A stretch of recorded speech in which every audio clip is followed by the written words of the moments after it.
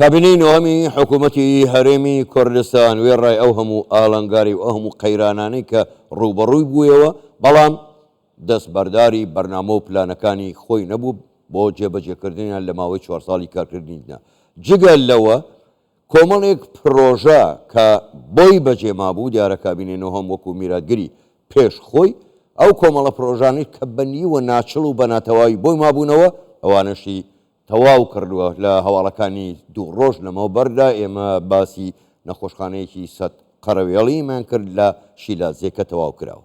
بۆ ئەم شەوی لەسەر بواری ئاو لەگەڵ میوانەکەمان قسەی زیاتر لەسەر ئەم بابەتەیان دەکەین. میوانەکەمان زۆر بەڕێ دکتۆر کاروان سەبا بەڕێوەبەری گشتی سەرچاوەکانی ئاوی هەرێم ڕاستەوخۆ لە ستۆدیۆی ژووری هەواڵ لە لامان میوانە. کاک دکتۆر زۆر بەخێر بن، گەلێک سوپاس بۆ بەشداریکردنیشتان لەگەڵمان. وەک لە هەواڵەکەشدا هاتبوو کاک دکتۆر بە خۆداگاداری ینی پرۆژەیە کە 8 ساڵ بوو ئەوەی ئاوی ئاکرێ جێبەجێ نەکرا بوو کە دیارە لە بەرنامەی ئەم حکوومەتەشتا نەبووە. ئێستا ئەم کابینەیە تەواوی کردەوە بڕیارە ساڵی داهات و تەواو ببێ. ینی بە تەواوبوونی ئەو پرۆژەیە دەتوانێت چ ژێرخانێک لە بواری ئاو لە ئاکرێ جێبەجێ بکات؟ بەڵێ سپاس بۆ ئێوە و سڵاو بۆ بینەرانی بەڕێز.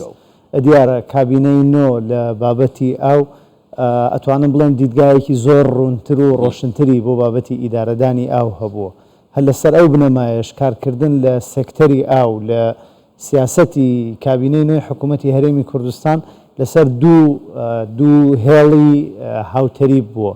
هێڵێکیان پەرەپێدان بووە بە ئیدارەدانی ئاو کە ئەڵێن ئیدارەدانی ئاو مەبەستمان لە یاسا و ڕێنمایی و هەیکەلی ئاو و گۆڕانکاری لە شێوازی ئیدارەدان و بیرکردنەوە و فەلسفەی ئیدارەدانی ئاو و هێڵی دووهەمیشیان پەرەپێدانی ژێرخان بووە. چونکە بۆ وڵاتانی وەکو ئێمە کە لە هەردووکیانە هەژار بووین، چ لە ڕووی ئیدارەدانی ئاوەوە چ لە ڕووی ژێرخانەوە، بۆ ئێمە گرنگ بوو دەبوو هەردووکیان پێکەوە پێش بخەین. ینی تۆ ئەگەر لایەنێکیان بۆ نمونە تەنها بایەخ بە ژێرخان بدەی و ئیدارە فەرامۆشکەی ئەنجامێکی ئەوتۆت بەدەست ناکات پێچەوانەشەوە بە هەمان شێوە. هەر لەسەر ئەو بنەمایە کابینەی نوێی حکوومەتی هەرێمی کوردستان لەسەر دوو هێڵی هاوتەریب کە پەرەپێدانی ئیدارە بووە و هەروە پەرەپێدانی ژێرخان بووە ئێمە چەندەها بەڵگەشمان هەیە بۆ ئەوە کاری کردووە.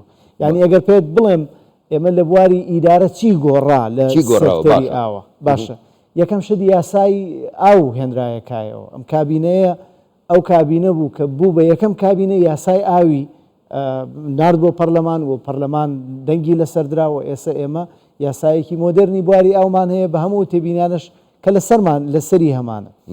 پێداچوونەوەمان بە هەموو یاسا و ڕێسا کۆنەکان کردووە، لە یاسای کەناراوەکان، لە یاسای ڕێنماییەکانی ئیدارەدانی ئاو، لە ڕێنمایی لێدانی بیر، لە هەموو ئەمانە خەریکی ئەپدەیتکردنی ڕێنماییەکان بووین. لە ڕووی هەیکەلەوە ئێمە ئەسڵەن هەیکەلی دەوائیریشمان لە هەندێک شوێن گۆڕیوە. ئێمە بۆ نمونە وەکو بەڕێوەبەراتی گشتی سەرچاوەکانی ئاو پێشتر دوو جۆر لە فەرمانگەمان هەبوو. فەرمانگەیەکمان هەبوو تایبەت بوو بە ئیدارەدانی ئاوی سەرزەوی کە پێیان دەوترێ بەڕێوەبەرایەتی ئاودێری، فەرمانگەیەکمان هەبوو تایبەت بوو بە ئاوی ژێرزەوی پێیان دەوترێ بەڕێوەبەراتی ئاوی ژێرزەوی. لەو ئیدارە نوێیەکان کردمانە یەک فەرمانگە و بە ناوی سەرچاوەکانی ئاو. فەلسفەی ئیدارەی ئاومان گۆڕی. پێشتر فەلسفەیەکمان ڕوونمان نەبوو ئێمە بۆ ئیدارەدانی ئاو. حەزەکەم یعنی ئێمە ڕاستە پێشتریش بەنداو دروست کراوە، بەڵام ئێمە فەلسفەیەکمان نەبووە بۆ ئەم بەنداو دروستەکە. فەلسفەیەکی ئابووری ژینگەییمان بۆ ئیدارەدانی ئاو هەیە. زۆر باشە. ئەمە لە ئیدارە و لە ژێرخانی ژێتوانین زیاتر. زۆر باشە کاک دکتۆر کاروانیانی ئەگەر بە تەقریبیش پێم بڵێ تا ئێستا ینی لەم 4 ساڵی کابینەی نۆهەم کە ئاول بەپێی ئەو فەلسفەی جەنابەت باسی کرد لە مەسەلەی ئاو لە هەردوو بوارەکەیدا تا ئێستا چەند بەنداو لەگەڵ پۆند دروست کراون بۆ گلدانەوەی ئاو بۆ ئەوەی ئەو ئاوە چیتر بە فیڕۆ نەڕوات؟ بەڵێ باش. ئەمن هەندێک ژمارەت پێ دەڵێم، بەڵام هەندێک ژمارە هەند زۆر گرنگترن لەوانەی کە ئێستا منەیان نڵێم. باشە. ینی بۆ نمونە با من پێت بڵێم ئێمە لەگەڵەوەی کابینە کە هات بەسەر نەخۆشی کۆرۆنا و داکەوتن و وەستان شەتداونێکی گەورەی ئابووری لە جیهان ڕوویدا، بەڵام لەو 2 ساڵەی دواییدا کە بارودۆخەکە کەمێک ئاسایی بوویەوە لە بواری پۆند 7 پۆند دروست کران و لە بواری بەنداو ئەگەرچیەوە ئیشی بەڕێوەبەراتی گشتی بەنداوەکانە وابزانام 6 بەنداو دروست کرا. هەندێکیان تەواو بوون و هەندێکیان هێشتا لە تەواو کران ئەوانە لە خزمەتان ئێستا و جگەلەوە 2 بەنداوی تریش تەواو دەکرێن لەو ماوەیە. جگەلەوە سێ تا چوار پۆندی دیکە لەو ماوەیە ئەوانش ینی تەواوەکرێن و ئەکەونە خزمەتەوە. جگە لەوەش لە حاڵی حاضر 42 پۆند لەژێر دروستکردنان لە هەموو مێژووی حکومداری ئێمە 110 پۆندمان هەبووە، بەڵام تەنها لەو کابینە 42 دانە پۆند تەنها لەو 2 ساڵە نەگەر لەو کابینەش لەو 2 ساڵە 42 دانە پۆند کەوتونەتە بواری جێبەجێکردن و لەژێر جێبەجێکردنان. و لەوەش گرنگتر ینی من حەزەکەم شتێک زۆر ڕوون بێ تێچووی دروستکردنی پۆند کردومانە بە نیوە، یعنی ئەبە و پارەی کە پێشتر پۆندێک دروست دەکرا ئێستا 2 پۆندی پێ دروستەکەی. ئەمانە هەموو گۆڕانکاری ڕیشەیەکە لە بواری ئیدارەدانی ئاو دروست کراوە. و جگە لەوەش لە سەردەمی ئەو کابینەوە بۆ یەکەمین جار ئێمە 2 پرۆژەی زۆر نەوعیمان جێبەجێ کرد. یەکەمینیان پرۆژەی ڕیچارجی گراوند وۆتەر کە بریتە لە گواستنەوەی ئاوی سەر زەوی، ئاوی زیادی سەر زەوی کە دەبێتە لافاو بۆ خەزانە ئاویەکانی ژێر زەوی بە ڕێگایەکی زانستی.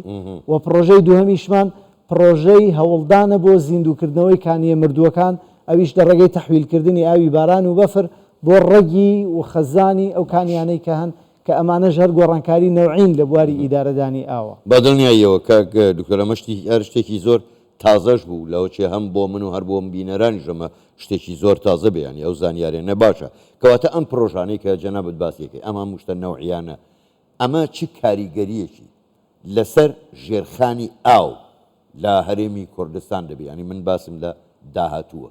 بەڵێ بێگومان کاریگەری دەبێت چونکە هەر ئەوەی ئێستا ئێمە دەیکەین لەو کابینەیە لەوانەیە پاشی 5 ساڵ یا 10 ساڵی دی تۆ بە واقعی نەتیجەکەی ببینی، چونکە کارکردن لەسەر ژێرخان عادەتەن کەمێک درەنگ نەتیجەکەی بینیتەوە.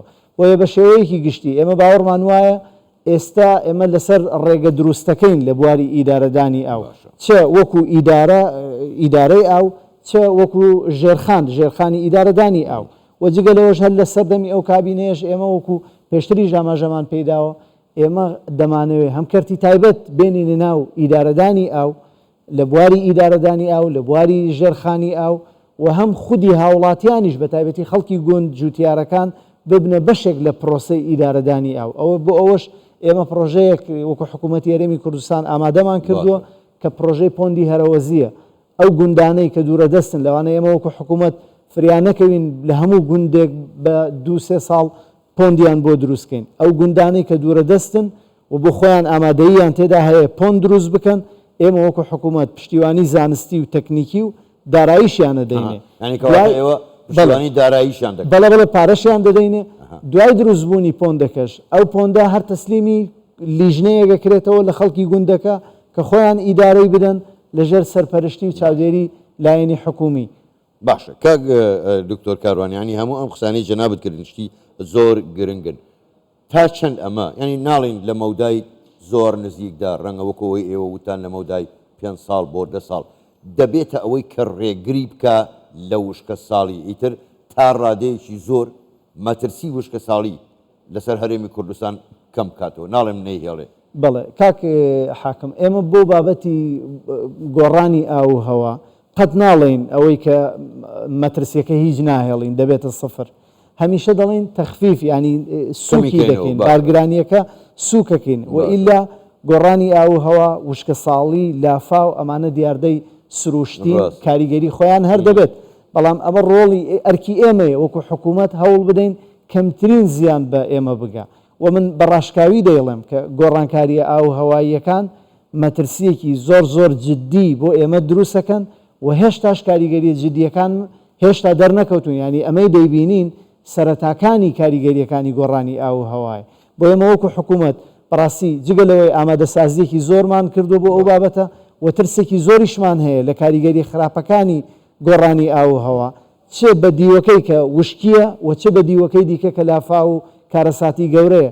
هەر لەسەر ئەو بابەتەشە ئێمە باوەڕمان وایە ئیدارەدانی ئاو تەنها بە دەوڵەت ناکرێت، بەڵکو پێویستە کۆمەلگا تاک بە تاکی کۆمەلگا ڕێکخراوەکانی کۆمەلگای مەدەنی میدیا دام و دەستگا جیهانیەکان هەموو هاوکار و پشتیوان بین پێکەوە و ئیلا ئەمە کارێکە ینی ئێستا بۆ نمونە شاری وەکو هەولێر 600,000 مەتری چوارگۆشە لە سێجا لە ڕۆژێکە ئاو دێتە ناو شاری هەولێر کەچی دەبینی هەندێک شوێن کێشەمان هەیە لەوەی ئاویان پێناگات. داواکاریتان لە خەڵک چیە لەم بوارەدا کاک دکتۆر وەکو دواپرسیار چۆن خەڵک هاوکارتان بێت لە بە فیڕۆنەدانی ئاو لەو سامانە سروشتیە لەو مەترسیانە بۆەوەی دوورکەوینەوە.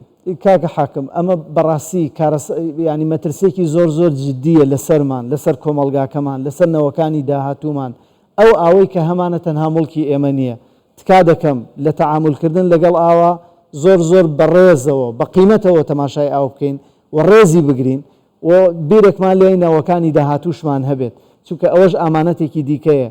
تا ئێستا کۆمەلگای ئێمە وەکو پێویست ینی لەوانەیە وەکو پێویست بەهای ئاومان نەزانی بێ وەکو پێویست هەڵسوکەوتمان لەگەڵی نەکردبێ پێویستە زۆر ورتر و وریاتر بین لەوەی کەمترین ئاو بەکاربێنین لە هەموو بۆڕاستێن بەداخۆ زۆر جارە بینین هەم خەڵک سیارەی پێشوە بەردەرگای پێشوە بۆ خۆ دەزانی لە وڵاتێکی وەکو تورکیا ئاوی خواردنەوە بە پارەیە سێ لای ئاوە سێ لای بەحرە بەڵام ئاوی خواردنەوە لە تورکیا بە پارەیە.